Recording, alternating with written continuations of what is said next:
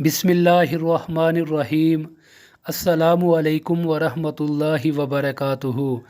नाजरीन, आप सब दोस्तों से गुजारिश है कि जिन्होंने अभी तक हमारे चैनल को सब्सक्राइब नहीं किया वो हमारे चैनल को लाजमी सब्सक्राइब कर लें।